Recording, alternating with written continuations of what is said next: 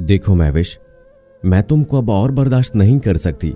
तुम्हारा रोज रोज यूं झगड़ा करना अपने शौहर के साथ, क्या है ये सब तमाशा? महविश चीखते हुए बोली। मामा, आप लोग मुझसे तंग हैं तो मैं घर छोड़ के चली जाती हूं, लेकिन उस आदमी के साथ मैं अब एक दिन भी नहीं गुजार सकती। मां गुस्से में कहने लगी, तुम्हारा बाप आ रहा है और खामोशी से चली जाना, वो तुमको छोड़ आएंगे तुम्हारे घर। महविश की बस एक ही जिद थी, उस आदमी से तलाक लेना। क्योंकि महविश पढ़ी लिखी लड़की थी और शौहर उसका कजन था काशिफ। काशिफ बिल्कुल अनपढ़ था। उसकी पढ़ाई के मामले में इतनी काबिलियत थी कि वो बस अपना नाम उर्दू में लिख सकता था।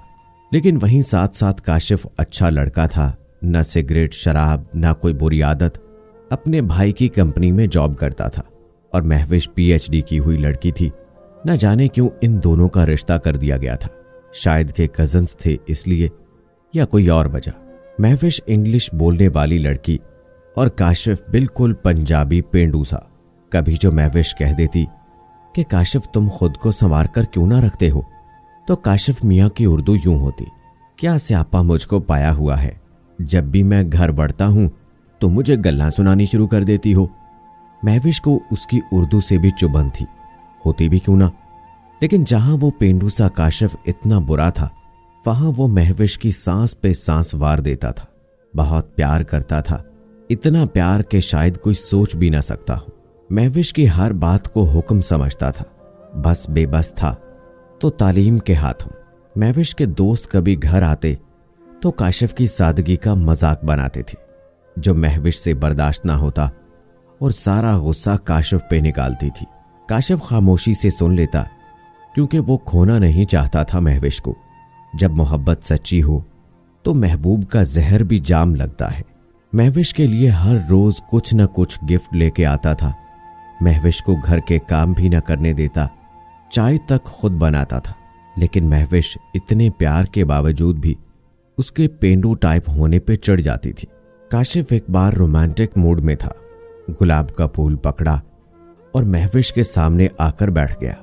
अपनी टूटी फूटी उर्दू में कहने लगा, महविश, मैं जब भी तुमको तकता हूं ना, मेरे कलेजे विच ठंड पड़ जाती है। मेरा दिल करता है मैं तुम्हारी फोटो खींचकर अपने बटवे के विच रख लूं और बस तुमको तकता रहूं। महविश को उसका यूं प्यार करना जहर लगता था। वो दोनों एक दिन दोस्त की पार्टी पे गए। वहां महविश के दोस्तों ने काशिफ का खूब मजाक बनाया। महविश खामोश रही। काशिफ जैसा भी था मर्द था, जज्बात तो उसमें भी थे। घर आकर काशिफ ने महविश का हाथ पकड़कर कहा, बेबसी के आलम में महविश क्यों करती हो मेरे साथ ऐसा? क्यों मुझे जलील करवाती हो दोस्तों के सामने? महविश, मैं चाहूं तो उनकी हर सवाल का जवाब दे दूं, लेकिन मैं तुम्हारी वजह से खामोश रहता हूं और खुद का मजाक बनवाता हूं। महविश गुस्से में बोली, मेरी बदनसीबी थी कि तुम मेरे शौहर हो, वरना मैं तुम जैसों को तो देखती भी ना। काशिफ हर मुमकिन कोशिश करता था झगड़ा खत्म करने की। वो झुक जाता था और महविश की बेइज्जती सह लेता, क्योंकि वो कभी भी महविश से जुदा नहीं होना चाहता था। महविश एक दिन झगड़ा करके चली गई और फैसला किया कि तलाक लेगी काशिफ से। सबने समझाया कि हम मानते हैं वो पेंडू टाइप का है, लेकिन महविश वो अच्छा इंसान है, देखो तो इसमें कोई बुराई नहीं है, बस अनपढ़ है ना, इसके सिवा क्या बुराई है उसमें? वो हद से ज्यादा प्यार करता है तुमसे, यहां तक कि खाना बनाता है, कभी तुम पे हाथ नहीं उठाया, गाली नहीं दी, और तुम ऐसे हीरे को छोड़ रही थी। महविश कहां किसी की सुनने वाली थी, बस उसको जैसे काशिफ से जुदा ही होना था। तलाक की जिद थी। काशिफ ने आखिरी बार महविश का हाथ पकड़कर कहा, महविश, मैं जैसा कहोगी करूंगा, कभी तुम्हारे दोस्तों पे गिला नहीं करूंगा, कभी गलत उर्दू नहीं बोलूंगा, जैसा तुम चाहोगी बन जाऊंगा, मैं उर्दू सीख लूंगा, मैं तुम्हारे कदमों में पड़ा रहूंगा, रानी बना के रखूंगा, बस तुम मुझे ना छोड़ो।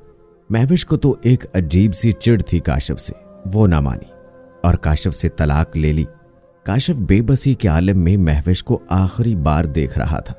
महविश कमरे से अपना सामान पैक कर रही थी और काशिफ बस देखे जा रहा था। काश महविश रुक जाए, लेकिन अब तो तलाक हो चुकी थी। काशिफ ने अलविदाई मुलाकात में कहा, महविश, मुझसे कोई गलती हुई हो तो माफ करना, मैं अच्छा शौहर बनना चाहता था, नहीं बन सका। हाँ महविश, बहुत याद आओगी तुम्हारे साथ गुजरा एक एक पल बहुत याद आएगा। अब ना जाने जिंदगी में कभी मुलाकात हो ना हो, आखिरी लम्हा है तुम मेरे सामने हो, फिर क्या पता कभी इस घर में तुम्हारा जिक्र हो ना हो। वक्त गुजरता गया। महविश की शादी एक पढ़े लिखे ऑफिसर से हो चुकी थी। महविश पहले कुछ महीने खुश रही, लेकिन फिर इसको एक बेचैनी रहने लगी।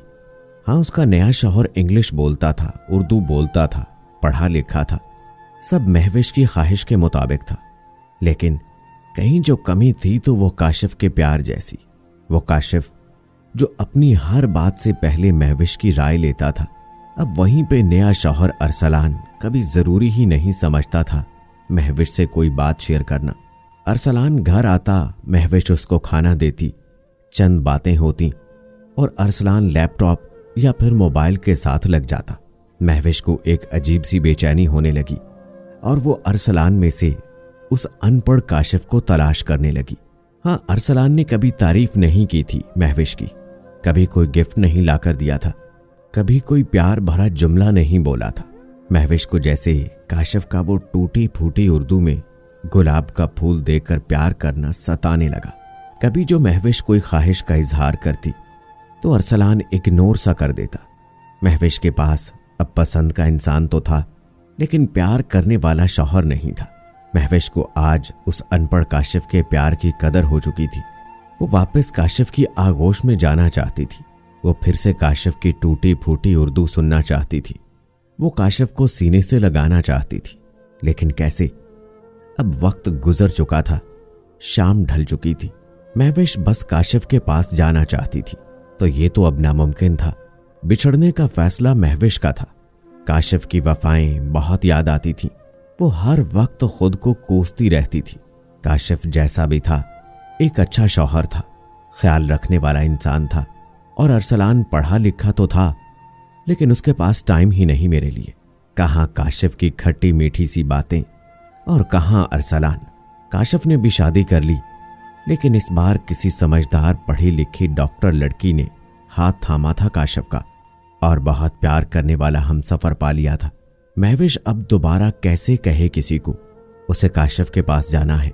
याद रखना, कभी किसी अरसलान की तलाश में किसी काशिफ को न खो देना लड़कियों, वरना जिंदगी भर का दुख कब्र तक रहेगा।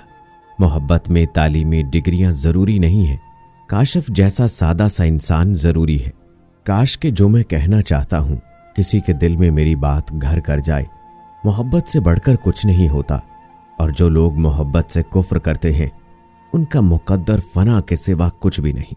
इसलिए मेरी आप सबसे गुजारिश है कि अपने हमसफर का ख्याल रखें और झूठे ख्वाब दिखाने वाले की बातों में आकर अपनी जिंदगी तबाह ना करें। उम्मीद है दोस्तों आज की ये वीडियो भी आपको पसंद आई होगी। अपनी राय जरूर दें कमेंट बॉक्स में। मजीद ऐसी वीडियोस के लिए मेरे चैनल को सब्सक्राइब करें। मिलते हैं नई वीडियो में, तब तक के लिए अपने दोस्त राव कमर रिजवान को इजाजत दें। अल्लाह हाफिज।